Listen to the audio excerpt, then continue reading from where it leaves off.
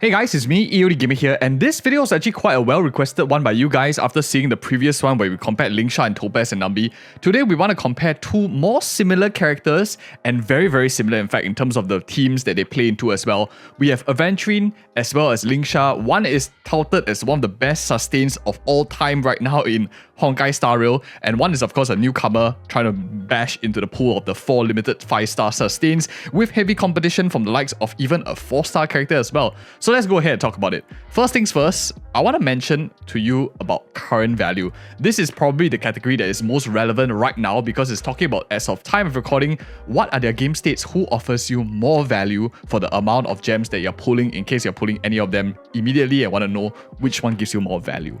So first things first, the biggest distinction between a preservation as well as abundance is shielding versus healing.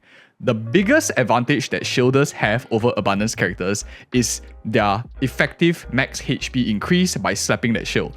What do I mean? Let's say you have a freaking squishy DPS character with a 3k HP. For example, Zela usually is sitting between 3 to 3.5k HP. You with an abundance character, you don't increase their HP, and if they get hit by a 3.8k attack from the enemy, they get one-shotted. On the other hand, if you put a fragile squishy character with a shielder, this additional maybe 2k, 3k shield that you put on top of Zela, now she becomes a much more thicker character, can be able to withstand a lot more damage, especially if your shield is enough to sustain the entire of the enemy attack at one shot. Then you wouldn't even deplete your HP pool to begin with. So that is the key difference. It's harder to get one-shotted with preservation characters, but in higher stages of Divergent universe and stuff, you can get one-shotted if your team is too squishy, especially if you're running abundance characters in them. So that is the first distinction between these two characters in terms of current game state. What are you planning to use them for? Is your issue getting one-shotted, or is it just sustained in general? That's the key important ones. The flip side to that, what is the advantage then? We talked about preservation, which is very crucial in terms of this effective max HP increase, but where does abundance healing characters shine? And that really talks about the HP decay teams.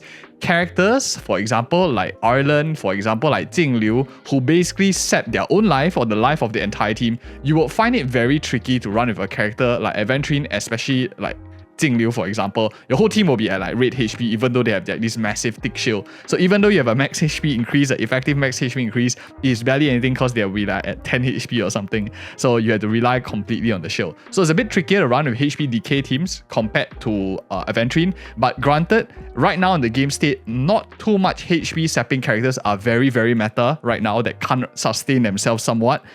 So I would say it's not much of a detriment in the current game state to Aventurine, but this is the current other thing that differentiates abundance from preservation characters. The last part before we go into the team differences that they play into is Lingsha actually scales with attack, making her theoretically squishier than Aventurine, who scales with defense, and he's a little bit more chunky plus the shield he has. So if you're playing harder stages of Divergent universe and whatnot, and you're worried of getting one-shotted, definitely Lingsha is probably one of the more squishier ones, especially since of her scaling with attack, very similar to the likes of Lota. Preservation characters like Fucc and Aventurine tend to be able to withstand a little bit more damage for the team, as long as they themselves do not get one-shotted in the process. At this point, talking about teams is nice, but let's just see a high-level overview of all of the teams they play into. Now, you'll see this interesting graphic here, and for those of you who are wondering, yes, they play both into very similar teams. So I have here Aventurine with boxed up in a certain color. You see none of the colors in these boxes is because everything, hyper carry, DOT, debuff, follow attack fast and often, every team that Aventurine plays in, Lingsha does as well. Some of them, there are some differences, I'll talk about it in a bit, but the one key thing that Lingsha does that Aventurine doesn't really like too much is probably outperforming in break. Aventurine doesn't care too much about playing in break teams, as well as to some extent abundance characters generally outperform in HP decay teams, as we mentioned a little bit earlier, whereas preservation characters don't really like playing into HP decay teams, characters that sap their own life and stuff like that as well. So key distinctions. Other than that, what are the main distinction between both of them, even though you have like them overlapping, Aventurine outperforms in any team that focuses on crit. Generally, follow-up attacking is where you have a lot of crit damage focused teams. Aventurine outperforms there, whereas Lingsha outperforms in break teams, specifically because Aventurine not only doesn't want to play into those teams, but she also like buffs break damage that the enemy receives and stuff like that as well, which is really, really nice. So overall, I think that if you're looking for a character to fill in more of the team archetypes in Honkai Star Rail, Lingsha does a much better job, but of course, Aventurine specializes in a different set compared to Lingsha as well. Next up, we have damage and element for the current value. The other difference, other than the team compositions and the classifications that they are in, is their element of fire and imaginary. Now, first things first, Lingsha offers a lot of fire AoE application and she scales with break effect. Back in the very early days of the game, people were actually playing fire MC as a bruiser break effect kind of style just because of the amount of damage fire break does. It's like one of the highest in the game of the scaling, especially if you have very, very low investment, just slap them with like break effect and stuff. It does a lot of damage compared to like imaginary weakness break, quantum weakness break, stuff like that. And that is why I think Lingsha will offer you tremendous value in terms of AoE fire break damage, especially if you don't have Himiko, you don't want to like build Kuei Naifen, you don't have like Gallagher super well built as well, don't have him at E6. Lingsha offers you a lot of that, and it is a slightly more difficult element to come about compared to Imaginary, because Imaginary nowadays we have like the free Imaginary March Hunt, who is like single target. Those who played slightly earlier got a free doctor ratio, so Imaginary isn't exactly the rarest element nowadays, whereas fire is still, you have to make a choice like between who you want, and Lingsha offers you a lot of like fire application, which means that you can bring on other characters of other elements in the roster, and your fire is like checked from your defensive side, which is a nice factor that people have too. So that is the key things in terms of current value. Between the two of them, I think now probably this is one category that I'll rate them exactly equal in the current value. There is no clear leader in the current value, and that's why you will see a lot of debate of who is better, who is not better. The real distinction between them actually comes in the later sections, and this becomes a lot clearer once we jump into this second category here, which is alternatives. In this second category, I think the most interesting part is over here on the left side, Lingsha has a significant competition with Gallagher 4-star characters. Whereas Aventurine, if you're talking about 4-star counterpart, he doesn't really have too many counterparties. Maybe the closest is like March 7 Preservation in terms of a similar style, but there he totally like trumps and beats. So probably the closest competitor to Aventurine is a character like Fucc who offers similar kind of traits of like preservation character, like effective max HP increase, contributing like some crit increases to the entire team. So I would say alternative category, Aventurine has it a lot better than Lingsha. The competition that Aventurine has is way, way less compared to Lingsha, who is often compared. The benefits that she provides, Lingsha provides, Gallagher E6 does do a lot of it, especially in the current game state already.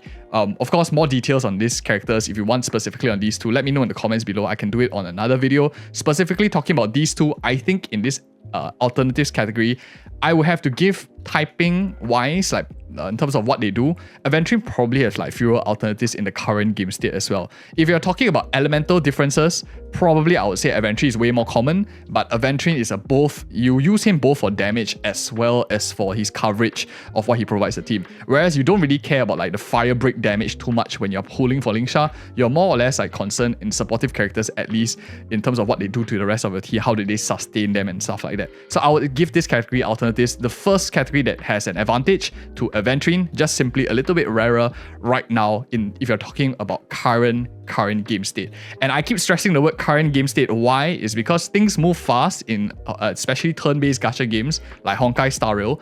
And what is very, very important, and this is where it becomes really, really key for you guys to like listen in detail, future value.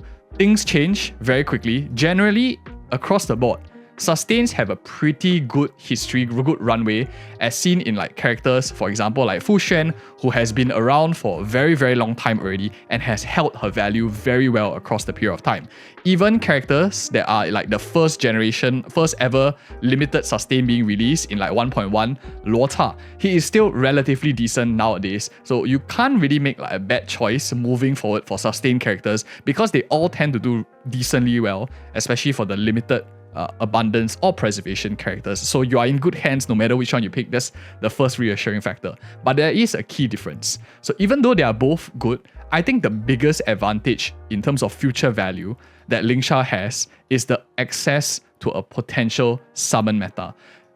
Out of all of the characters in the game, there are only 3 characters that are considered as a summon type character, and that will probably be Jingyuan, probably be Topaz and Nambi. Where's my Topaz and Nambi? Hidden behind Doctor Ratio. Topaz and Nambi, Jingyuan, and Lingsha. 3 characters, and the new set, the Banan Amusement Park, might be a signal to something that might come later on.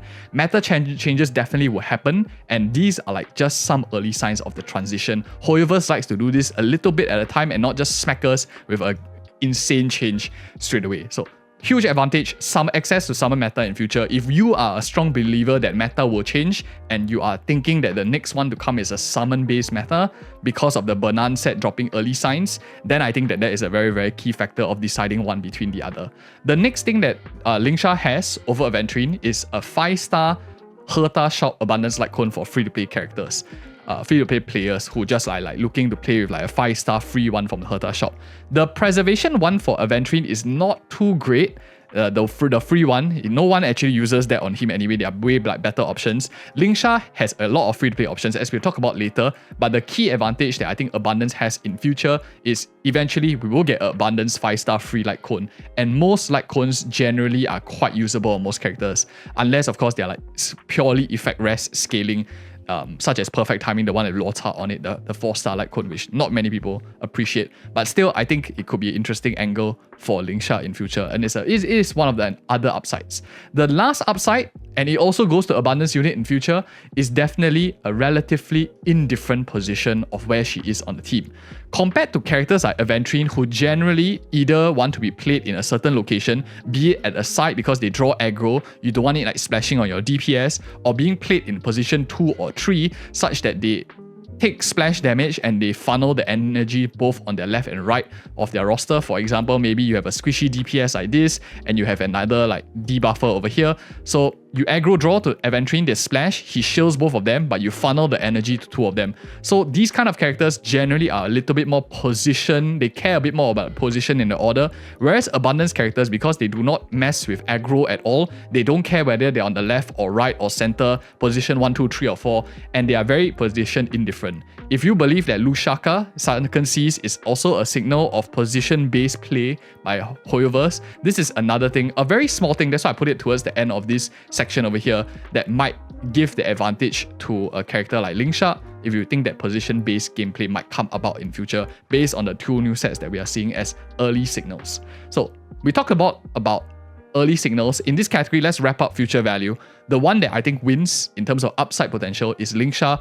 There are clear signs that she's playing to something more for the future, and we can't ignore these signs. But more importantly, we need to now turn our attention away from meta talk to look at Hoyoverse as what they are trying to do right now and what they will plan to do in future. Because how it has always been, break and follow up, if you like, I almost said scroll back, if you like throw back all the way, right?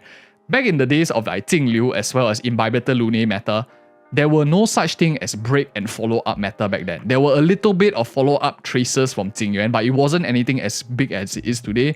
And meta changes always, and these break and follow up attacking teams gradually came about. They didn't like snap tomorrow their meta, one patch their meta. It took some time to slowly creep into a change of meta. And one thing's for sure is it has changed very drastically since the 1.x to the 2.x patches, Panacony patches, and we are very close to 3.0 now as well. You can be 100% sure Hoyoverse likely wants to change the meta to monetize the patch even more, and we have to grab early signs of where it's going to go in order for us to still remain relevant throughout 3.x as well.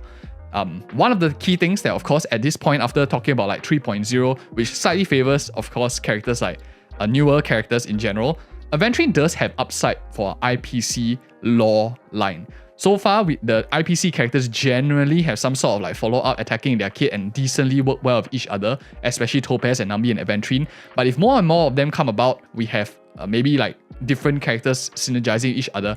That is a huge upside for lore as well. The more lore they play into, the more they have to be kept relevant. So I think that is like some critical things that Hoiverse would definitely want to consider as well. So Aventurine is not as if like totally boxed out in future trends. He will have to be kept relatively relevant too, because they still want to like sell on with the IPC storyline and stuff like that. So in this aspect, for lore relevancy, I think Aventurine will be the more significant one. Lingsha maybe not as much. But overall, I think for the meta trends that are coming in future, I'll give this category again to Lingsha. She just offers a lot more potential, knowing that Hoiverse will eventually change the meta. But that is something that I am thinking about as well. And last but not least, before we go into my personal thoughts, is the free-to-play kit. Now, I'll be really honest with you, both of these categories or characters great at E0, S0. You do not need Eidolons, you do not need their signature. They have great options for free-to-play players. Slight edge, I would say, is for the few potential section. If we do one day get a 5-star Herta Abundance Light Cone, since the preservation one is a bit specific, but that is like just being too nitty-gritty and like hoping too much for the future. In this category, I would say it's like a tie, and for majority of this video, you can see that largely they are very competitive with each other, and it's more of the hope of something changes that is going to happen that really distinguishes one from the other, really, if you boil it down at the end of the day. And my personal thoughts, and this is where I bring my bias in after we compared the video relatively logically, and I personally think at the end of the day, one is a peach, one is a banana. You have a preference of one fruit or the other, and you have a preference of where you think Hoiverse is going to take the game, and you have a style preference that you have. At the end of the day, go with the preference that you want, because these two choices are going to be really, really solid regardless of which one you choose. I personally, my take is I'm always forward looking. I always look for the future because I'm playing the game for a long run, right? I'm not just playing for 6 months what's meta now. I look to the future, and I think Lingsha is paving the way for where the game is going to go. I see this as early signs, and I think that it makes more sense to invest in something that not only covers a much more broader team-based lineup, that she covers a lot more team compositions compared to Aventurine, but at the same time, she also offers you upside into what's to come in the future. But that's just my perspective. If you guys like this video, check out these two other videos, especially these 8 teams of Honkai Star Rail 1, which we dive into different types of teams and how you can build a very well-rounded account to tackle across the changes in meta. Thank you guys again so much for watching, and see you in the next video.